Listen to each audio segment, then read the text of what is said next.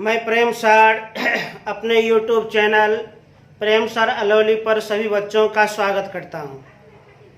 उम्मीद करते हैं सब अच्छे होंगे। लॉकडाउन में घर के अंदर ही होंगे, ज़्यादा बाहर नहीं निकलते होंगे। पिछले क्लास में लंबवृत्तीय बेलन, राइट सर्कुलर सिलेंडर, इसका हम कंप्लीट कॉन्सेप्ट दे दिए थे और सभी क्वेश्चन आंसर को हम पूरा कर दिए थे।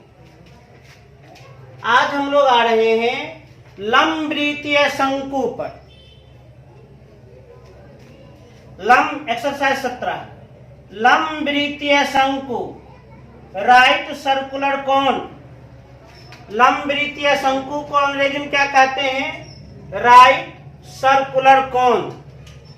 लंबवृत्तीय शंकु को अंग्रेजी में राइट सर्कुलर कोन कहते हैं। Right circular cone. लंबवृत्तीय शंकु एक ठोस आकृति है। ठोस आकृति। सबसे पहले शंकु का परिभाषा क्या होता है, डेफिनेशन क्या होता है, परिभाषा जान लीजिए।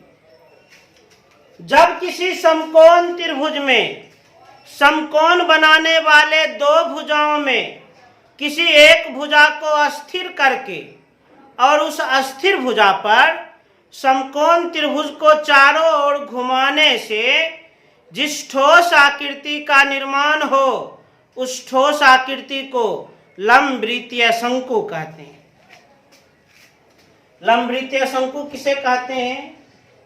जब किसी समकोण त्रिभुज में,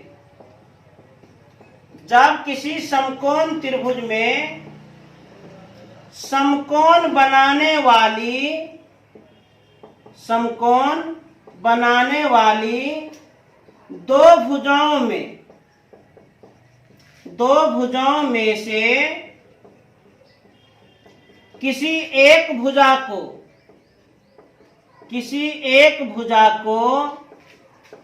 अस्थिर करके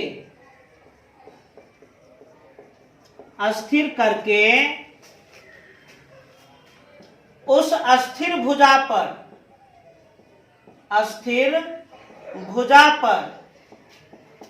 समकोण त्रिभुज को चारों ओर घुमाने से जिस ठोस आकृति का निर्माण हो, जिस ठोस आकृति का निर्माण हो,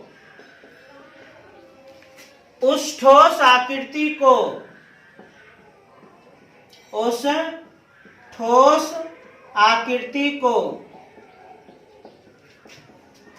लंबवृत्तीय शंकु कहते हैं।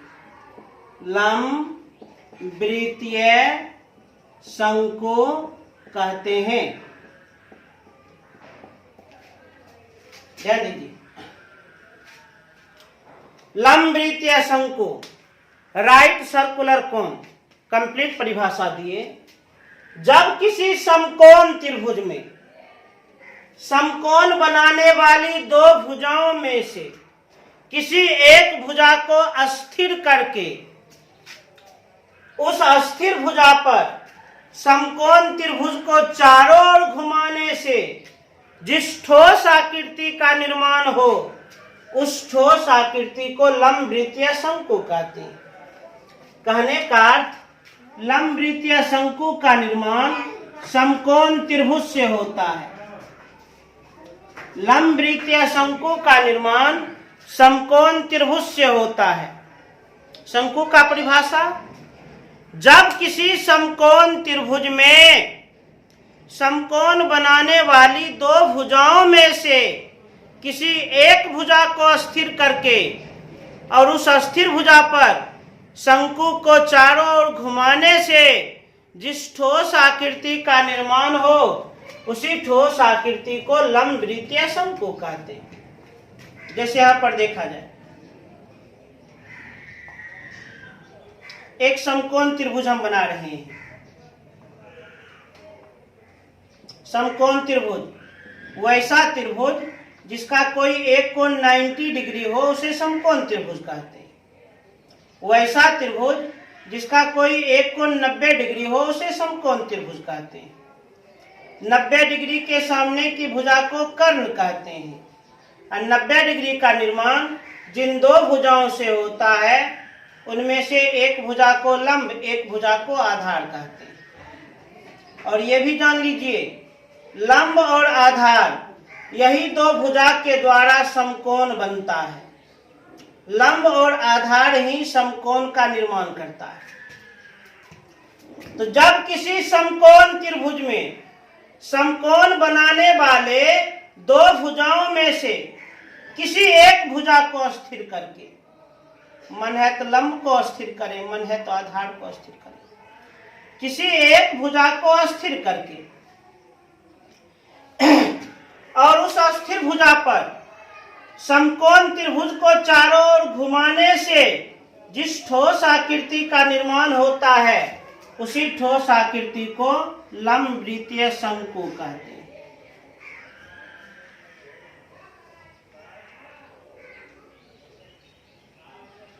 बना दिए लंब वृत्तीय शंकु।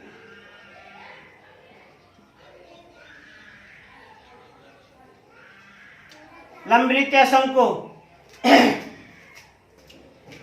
जब किसी, फिर ध्यान दीजिए, जब किसी समकोण त्रिभुज में समकोण बनाने वाले दो भुजाओं में से किसी एक भुजा को अस्थिर करके और उस अस्थिर भुजा पर ही समकोण त्रिभुज को चारों ओर घुमाने से जिस ठोस आकृति का निर्माण होता हो उसी ठोस आकृति को हम लंब वृत्तीय शंकु कहते हैं। उसी को लंब वृत्तीय शंकु कहते हैं। जैसे हमारे दैनिक जीवन में शंकु का अनेक उदाहरण है, अनेक एग्जाम्पल है। हमारे दैनिक जीवन में शंकु का अनेक उदाहरण है। जैसे राजमिस्त्री के पास लोहा का साहुल होता है जिससे दीवार को सीधा करता है। राजमिस्त्री के पास लोहा का जो साहुल होता है, साहुल, वह साहुल किसका उदाहरण है? शंकु का उदाहरण है, शंकु का उदाहरण। और जन्मदिन के अवसर पर जो टोपी पहना जाता है, टोपी, वह भी शंकु का उदाहरण है, वह भी शंकु का उदाहरण है। और दिमाग लगाइए, लट्टू, हालांकि लट्टू का ऊपर वाला भाग अर्धगोला होता है। आइसक्रीम, आइसक्रीम रखने वाला जो होता है वह आइसक्रीम भी किसका उदाहरण है? शंकु का उदाहरण है, शंकु का। अथवा अनाज के ढेरी को हम बढ़िया से समेट देते हैं, अनाज के ढेरी को खूब बढ़िया से हम समेट देते हैं तो वह शंकु का एकदम बेस्ट उदाहरण है। मान लीजिए धान ही है, उसको चारों ओर से बढ़िया से समेट देते हैं, खूब अच्छी तरह से समेट देते हैं तो वह शंकु बन जाता है। तो शंकु का दो उदाहरण सबसे खास है। कौन कौन? एक पहला उदाहरण वो लोहा वाला साहुल जिससे राजमिस्त्री दीवार को सीधा करता है। और दूसरा उदाहरण हम क्या दिए हैं? दूसरा हम एग्जाम्पल दिए हैं अनाज, अनाज का जो ढेरी होता है उसको आप समेट दीजिएगा तो वह भी एक विशेष प्रकार का शंकु ही है। अनाज का ढेरी आप कह सकते हैं, अनाज का ढेरी।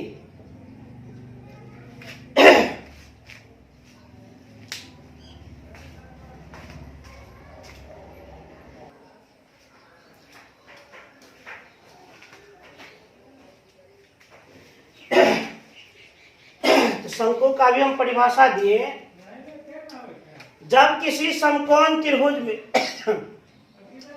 समकोण बनाने वाली दो भुजाओं में से किसी एक भुजा को स्थिर करके और उस अस्थिर भुजा पर समकोण त्रिभुज को चारों ओर घुमाने से जिस ठोस आकृति का निर्माण हो उसी को लंब वृत्तीय शंकु कहते हैं। शंकु का उदाहरण साहुल और अनाज का ढेरी, इसके अलावा और बहुत सारा है। समकोण त्रिभुज के जिस भुजा को स्थिर किया जाता है वह शंकु की ऊंचाई होती है, ऊंचाई, जिसे h से सूचित किया जाता है, h से। जबकि समकोण बनाने वाली अन्य भुजा वह शंकु के आधार की त्रिज्या होती है, जिसे r से सूचित करते हैं। ध्यान दीजिए, समकोण त्रिभुज के जिस भुजा को स्थिर किया जाता है वह भुजा वास्तव में वह भुजा शंकु की ऊंचाई होती है, जिसे s से सूचित करते हैं। और जबकि समकोण बनाने वाली अन्य भुजा वह शंकु के आधार की त्रिज्या होती है, जिसे r से सूचित करते हैं। और समकोण त्रिभुज का कर्ण, समकोण त्रिभुज का कर्ण शंकु की तिरछी ऊंचाई होती है, तिरछी ऊंचाई, जिसे हम L से सूचित करते हैं, L से। फिर सुन लीजिए, समकोण त्रिभुज के जिस भुजा को स्थिर करते हैं वह शंकु की ऊंचाई, जबकि अन्य भुजा शंकु के आधार की त्रिज्या, और जबकि समकोण त्रिभुज का कर्ण शंकु की तिरछी ऊंचाई होती है।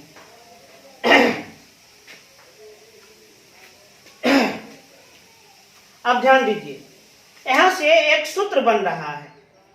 कौन सा सूत्र बन रहा है, थोड़ा ये भी गौर कीजिए। शंकु के ऊंचाई, त्रिज्या और तिरछी ऊंचाई में क्या संबंध? शंकु के ऊंचाई, त्रिज्या और तिरछी ऊंचाई में वही संबंध जो लंब, आधार और कर्ण में होता है। शंकु के ऊंचाई, त्रिज्या और तिरछी ऊंचाई में वही संबंध होगा जो लंब, आधार और कर्ण में होता है। और लंब, आधार और कर्ण में क्या होता है हम लोग भली भांति जानते हैं। लंब स्क्वायर प्लस आधार स्क्वायर बराबर कर्ण स्क्वायर। अब इसी पर सेटिंग कीजिए, अर्थात ऊंचाई का स्क्वायर, शंकु में आ गए हैं, ऊंचाई का स्क्वायर प्लस त्रिज्या का स्क्वायर बराबर तिरछी ऊंचाई का स्क्वायर। ऊंचाई का स्क्वायर माने h स्क्वायर प्लस त्रिज्या का स्क्वायर r स्क्वायर बराबर तिरछी ऊंचाई का स्क्वायर l स्क्वायर।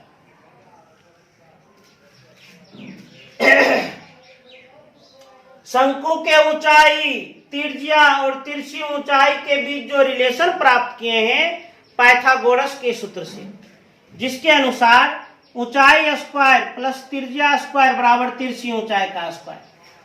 सांकेतिक रूप में h square plus r square बराबर l स्क्वायर। अब इसी को अलग अलग रूपों में लिखा जाए। इसी से h स्क्वायर बराबर r स्क्वायर उधर जाएगा तो माइनस में l square minus r square. केवल h बराबर होल स्क्वायर उधर रूट में तो root under l square minus r square. अब इसी से देखा जाए, जैसे ये आर स्क्वायर बराबर एच स्क्वायर उधर जाएगा तो L square minus H square. R बराबर होल स्क्वायर उधर जाएगा तो root under L square minus H square. L square ये तो हम प्राप्त ही किए हैं, कितना, H square plus R square. केवल एल बराबर तो root under H square plus R square. और जहां सब का अर्थ जानते हैं, जहां एल का अर्थ शंकु की तिरछी ऊंचाई, एच का अर्थ शंकु की ऊंचाई, आर का अर्थ शंकु के आधार की त्रिज्या। ध्यान दीजिए, तो शंकु की ऊंचाई समकोण त्रिभुज के लंब के बराबर, शंकु के आधार की त्रिज्या समकोण त्रिभुज के आधार के बराबर, और शंकु की तिरछी ऊंचाई समकोण त्रिभुज के कर्ण के बराबर। तो ऊंचाई, त्रिज्या और तिरछी ऊंचाई का संबंध लंब, आधार और कर्ण से प्राप्त कर लीजिए, जिससे एक सूत्र बन गया, ऊंचाई स्क्वायर प्लस त्रिज्या स्क्वायर बराबर तिरछी ऊंचाई का स्क्वायर। उसी सूत्र के आधार पर हम लिख दिए। इसमें ये तीनों का कुछ विशेष प्रयोग होता है। हालांकि ये सभी सूत्र आप लोग ओठस्थ कर ले, ये जो भी सूत्र हम लिखे हैं इन सभी सूत्रों को एकदम ओठस्थ कर ले, बिल्कुल ओठस्थ कर ले। एच स्क्वायर बराबर L square minus R square, H बराबर root under L square minus R square, R square बराबर L square minus H square, R बराबर root under L square minus H square, L square बराबर H square plus R square, L बराबर root under H square plus R square. जहां L का अर्थ तिरछी ऊंचाई, H का अर्थ ऊंचाई, आर का अर्थ तिरछिया। इसे तेज से नोट किया जाए।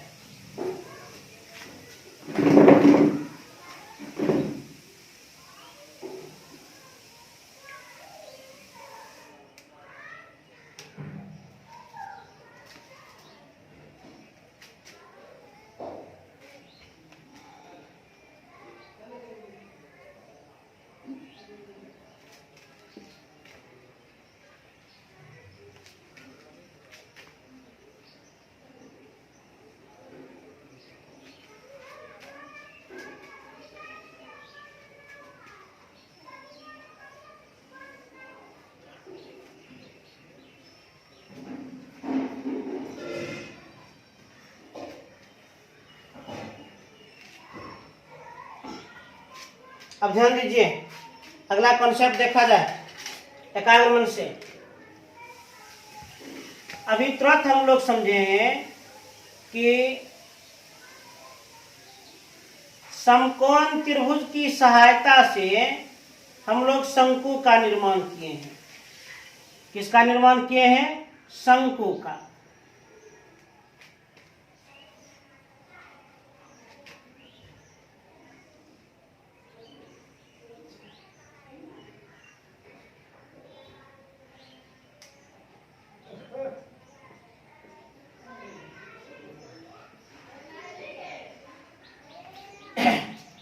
समकोण त्रिभुज की सहायता से ही हम लोग शंकु का निर्माण किए हैं। शंकु में सतह की संख्या मात्र 2 होती है, 2, जिसमें एक सतह जो आप देख रहे हैं, एक सतह वक्राकार, और जबकि शंकु का आधार जो देख रहे हैं वृत्ताकार। शंकु में मात्र 2 सतह होती है। शंकु में केवल 2 पृष्ठ होते हैं। कौन कौन? एक हो जाता है वक्राकार और शंकु का आधार वृत्ताकार। शंकु में सतह की संख्या 2, जिसमें एक होता है वक्राकार और एक होता है वृत्ताकार, वृत्त के आकार का। एक वक्राकार और एक वृत्ताकार। अब शंकु से संबंधित कुछ सूत्र को जाना जाए। पहला है शंकु का आयतन। शंकु का आयतन, आयतन को अंग्रेजी में वॉल्यूम कहते हैं, भी से सूचित। फॉर्मूला होता है 1/3 पाई आर स्क्वायर एच। दूसरा, शंकु का वक्र पृष्ठ, वक्र पृष्ठ क्षेत्रफल, या इसी को हम कहते हैं पार्श्व पृष्ठ क्षेत्रफल। पार्श्व पृष्ठ क्षेत्रफल, जिसे हम ए से सूचित करते हैं। फॉर्मूला होता है पाई आर एल। तीसरा, शंकु का संपूर्ण पृष्ठ क्षेत्रफल, या इसी को हम कहते हैं कुल पृष्ठ क्षेत्रफल। कुल पृष्ठ क्षेत्रफल, जिसे हम एस से सूचित करते हैं। फॉर्मूला होता है pi R into R plus L. चौथा, शंकु के आधार का क्षेत्रफल। शंकु के आधार का क्षेत्रफल, शंकु के आधार में वृत्त होता है तो वृत्त का क्षेत्रफल पाई आर स्क्वायर। और पांचवा, शंकु के आधार की परिधि। शंकु के आधार में वृत्त होता है तो वृत्त की परिधि 2 पाई। 5 गो सूत्र हम लिखें, कौन कौन है? तो शंकु का आयतन 1/3 पाई r स्क्वायर एच। वास्तव में शंकु का आयतन बेलन के आयतन का 1/3 होता है। दूसरा, शंकु का वक्र पृष्ठ या पार्श्व पृष्ठ क्षेत्रफल जिसे ए से सूचित करते हैं पाई आर एल।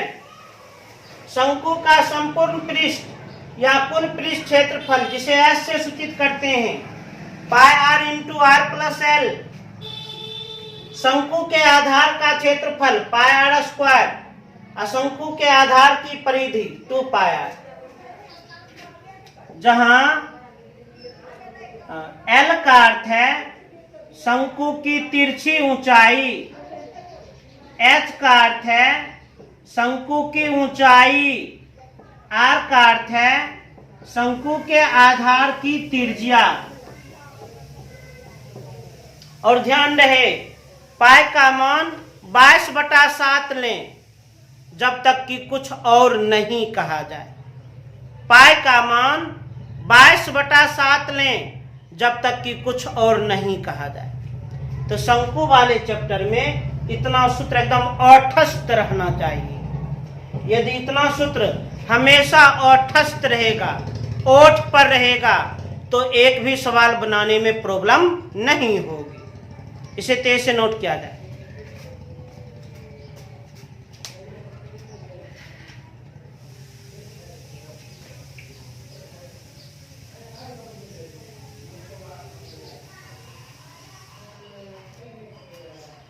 अब हम इन सूत्रों का थोड़ा हम व्याख्या कर देते हैं, ध्यान से देखिए। इन सूत्रों का थोड़ा सा हम वर्णन कर देते हैं, एकदम एकाग्र मन से देखा जाए।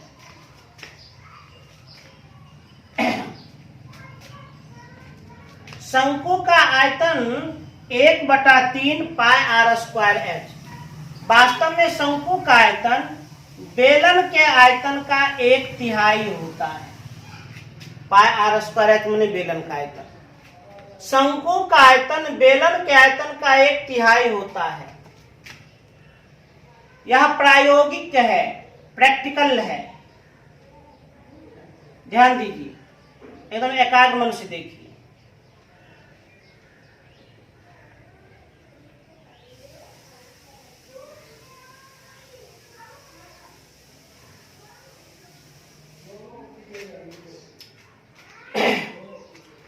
समान त्रिज्या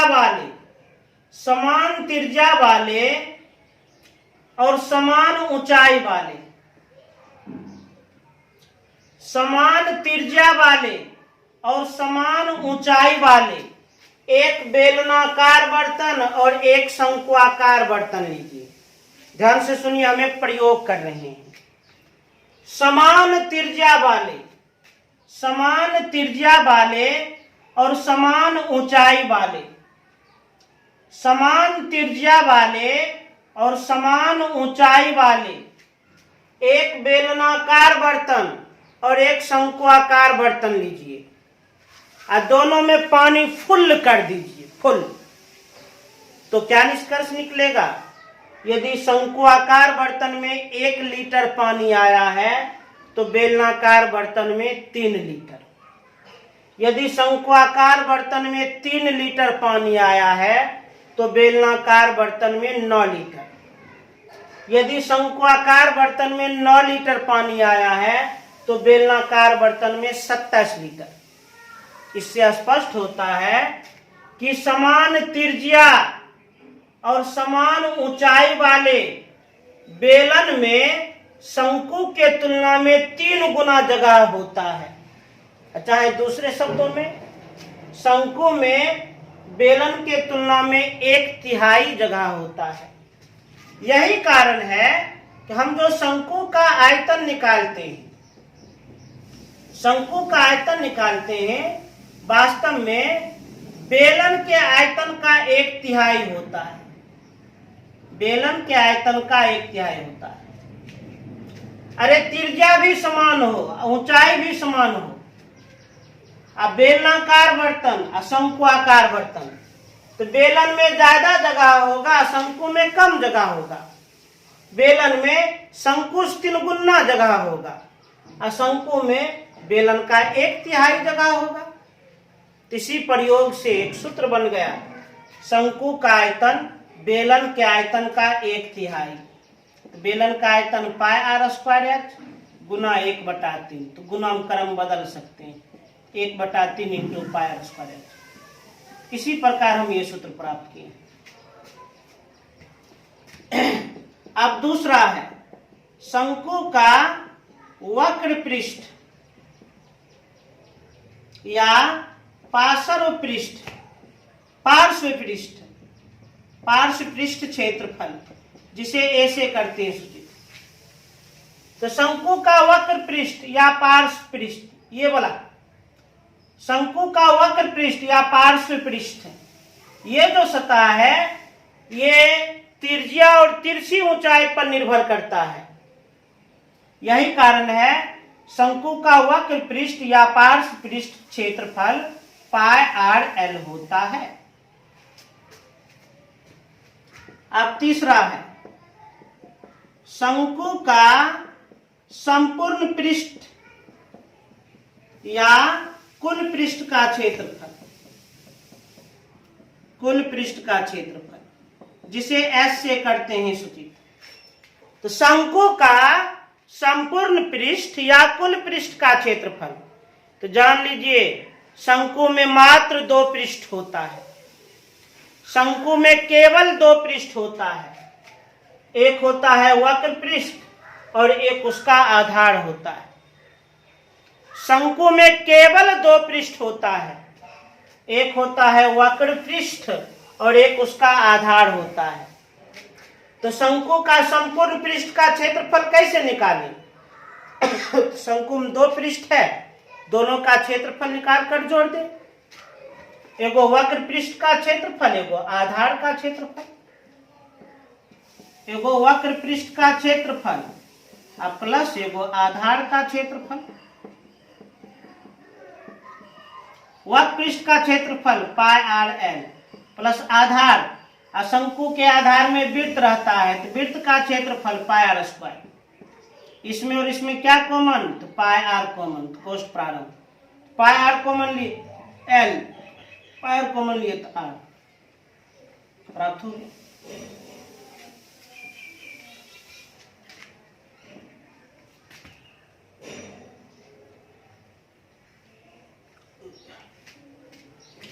अब ध्यान सुनो, जब भी आयतन निकालना हो तो आयतन त्रिज्या और ऊंचाई पर निर्भर करता है। शंकु का आयतन त्रिज्या और ऊंचाई पर निर्भर करता है और कोई भी क्षेत्रफल त्रिज्या और तिरछी ऊंचाई पर निर्भर करता है। शंकु का आयतन त्रिज्या और ऊंचाई पर निर्भर करता है और शंकु का वक्र पृष्ठ का क्षेत्रफल या संपूर्ण पृष्ठ का क्षेत्रफल त्रिज्या और तिरछी ऊंचाई पर निर्भर करता है। क्योंकि किसी भी क्षेत्रफल में r और l का चर्चा होगा, h का नहीं। आयतन में r और h का चर्चा होगा, l का नहीं। तो समझ गए, शंकु के आयतन त्रिज्या और ऊंचाई पर डिपेंड करता है और शंकु का कोई भी क्षेत्रफल त्रिज्या और तिरछी ऊंचाई पर निर्भर करता है। अच्छा, इन सूत्रों का हम उपयोग कब करेंगे तो जान लीजिए। मान लीजिए शंकुआकार बर्तन है और उस बर्तन में पानी कितना भरा है, पानी की मात्रा पूछा जाए तो आप शंकु का आयतन निकाल देना। अच्छा, शंकुआकार बर्तन है, उसका चारों तरफ से उसको रंगना है, वक्र पृष्ठ को रंगना है, तो वक्र पृष्ठ का क्षेत्रफल। अच्छा, मान लीजिए शंकुआकार बर्तन है, उसका वक्र पृष्ठ भी रंगना है, उसका आधार भी रंगना है, तो उस समय संपूर्ण पृष्ठ का क्षेत्रफल उपयोग कीजिएगा। शंकु के आधार में क्या रहता है? वृत्त। वृत्त का क्षेत्रफल πr², वृत्त की परिधि 2πr। तो शंकु के बारे में, शंकु कौन सी आकृति? ठोस आकृति। शंकु में 3 विमाएं होती है। शंकु एक ठोस आकृति है और इसका निर्माण समकोण त्रिभुज की सहायता से होता है। ध्यान दें, इसे तेज से नोट कर लिया जाए।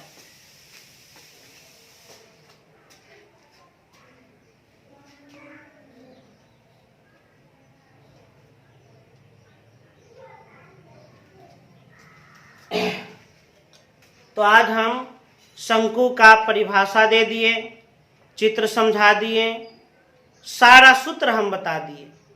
अब कुछ सूत्र का हम प्रैक्टिस कर लेते हैं, कुछ हम अभ्यास कर लेते हैं।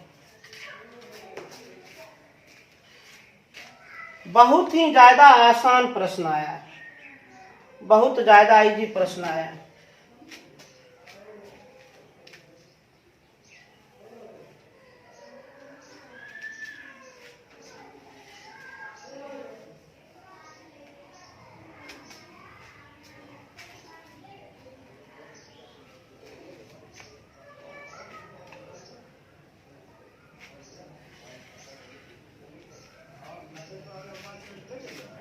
एकदम ध्यान से देखिएगा।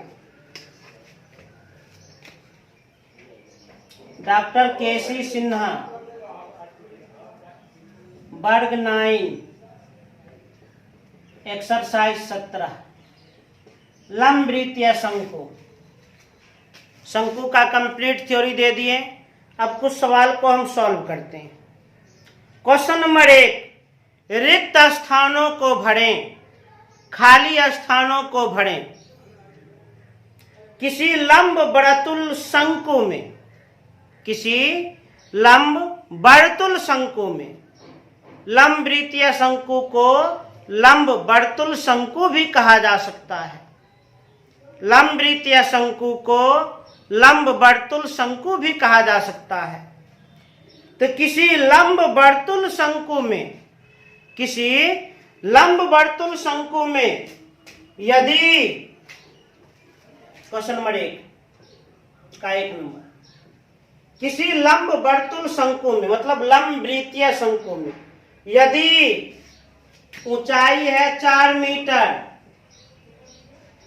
तथा त्रिज्या है 3 मीटर, तो L ज्ञात करें। आराम से ज्ञात कर लेंगे। L बराबर √r² प्लस h²। L माने तिरछी ऊंचाई, तो 3 का स्क्वायर प्लस 4 का स्क्वायर, 9 प्लस 16 कितना 25 अर्थात 5 मीटर। अरे क्वेश्चन नंबर 1 डायरेक्ट सूत्र पर आधारित है, डायरेक्ट फार्मूला पर आधारित है। फार्मूला औठस्थ होगा, हम तुरंत बनाते चलेंगे। क्वेश्चन नंबर 2 देखा जाए। L बराबर 10 सेंटीमीटर, माने तिरछी ऊंचाई है 10 सेंटीमीटर। R बराबर 7 सेंटीमीटर, माने आधार की त्रिज्या 7 सेंटीमीटर। तो वक्र पृष्ठ का क्षेत्रफल अर्थात A ज्ञात करें। शंकु का तिरछी ऊंचाई दिया है, शंकु के आधार की त्रिज्या दिया है, और शंकु का वक्र पृष्ठ का क्षेत्रफल पूछ रहा है।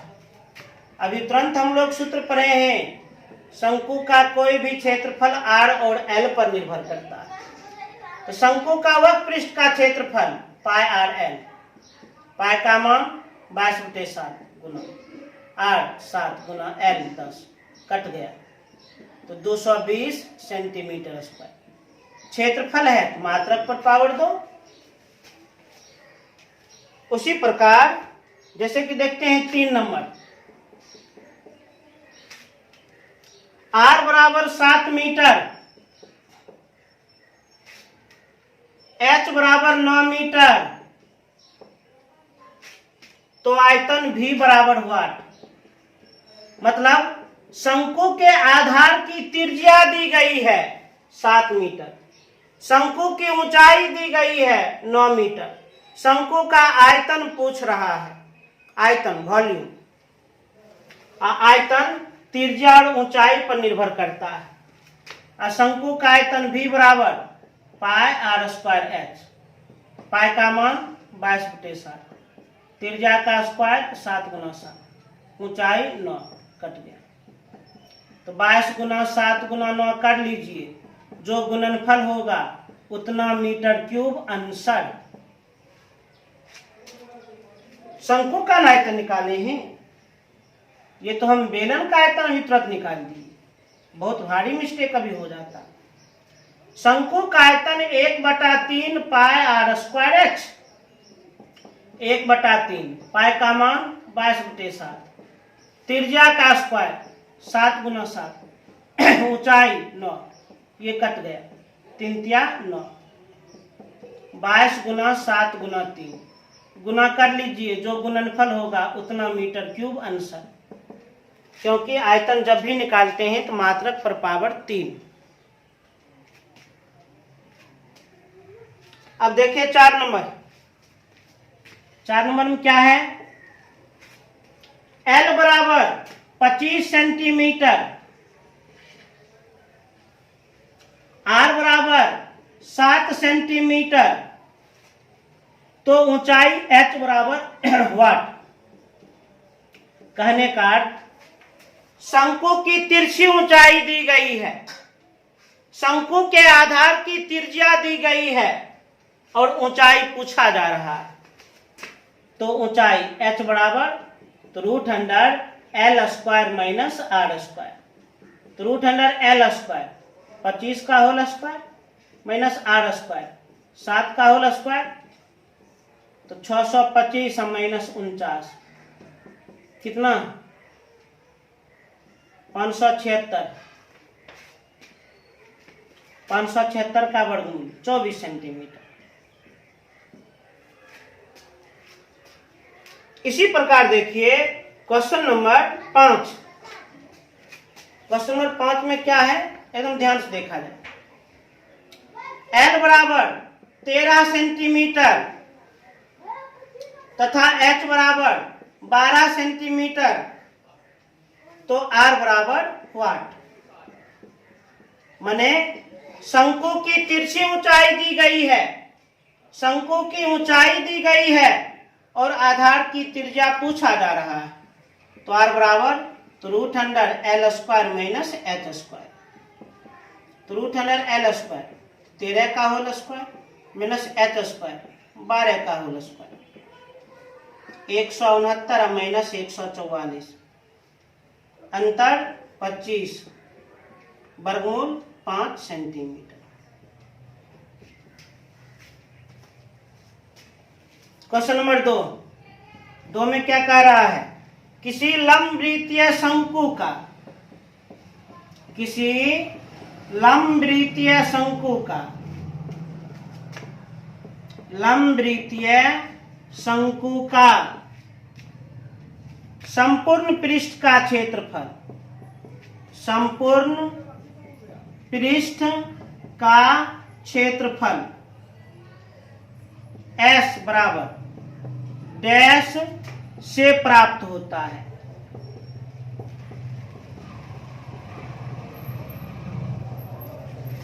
किसी लंबवृत्तीय शंकु का संपूर्ण पृष्ठ का क्षेत्रफल किससे प्राप्त होता है, तो पाई R × R+L से प्राप्त होता है। कंप्लीट।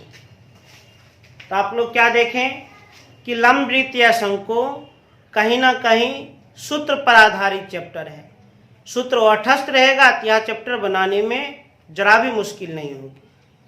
तो आज आप लोग को होमवर्क दिए, शंकु का परिभाषा याद कर लीजिए, शंकु ऊंचाई, त्रिज्या और तिरछी ऊंचाई से संबंधित 6 सूत्र बताए हैं जो पाइथागोरस से प्राप्त किए थे, उस सूत्र को याद कर लीजिए। उसके बाद शंकु का आयतन, वक्र पृष्ठ और संपूर्ण पृष्ठ, शंकु के आधार का क्षेत्रफल और आधार की परिधि, यह सूत्र भी याद कर लीजिए। मतलब शंकु से संबंधित सभी सूत्र को याद कर 5 बार लिखें, शंकु से संबंधित सभी सूत्र को याद कर 5 बार लिख लें। और उसके बाद एक्सरसाइज 17 में कुछ प्रश्न को बनाए हैं, उसको फिर से आप लोग पूरा कर लें, फिर से आप लोग बना लें, निश्चित रूप से बन जाएगा। इसे तेज से नोट कर लिया जाए।